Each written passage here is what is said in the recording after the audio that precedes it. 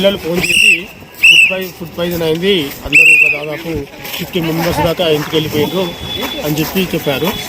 అదే క్రమంలో మాకు ఈ గ్రూప్లో అంటే మాకు టీచర్స్ పేరెంట్స్ గ్రూప్ ఉంటుంది, వాట్సాప్ గ్రూప్. ఆ గ్రూప్లలో కూడా ఈరోజు మధ్యాహ్నం వరకు వచ్చి పిల్లలను తీసుకెళ్ళని పొంగాలి హాలిడేస్ అని చెప్పారండి. అంటే ఎవరికైనా ఎంతమందికి అయిందని చెప్పారు? అంటే పిల్లలు చెప్పిన దాన్ని బట్టి అయితే ఒక 50 మెంబర్స్ వరకు అయిందని చెప్పారు.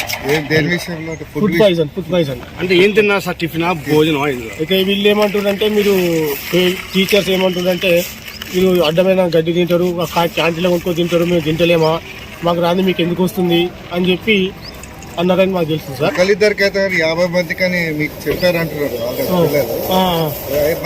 మీరైతే అడగలేదండి. 50 మందికి అయిందిగా, మరి ఇప్పుడు అడుగుదామని వచ్చాం. మీ పేరు? సురేష్ నా పేరు. మీ పాప ఏది? జూనియర్.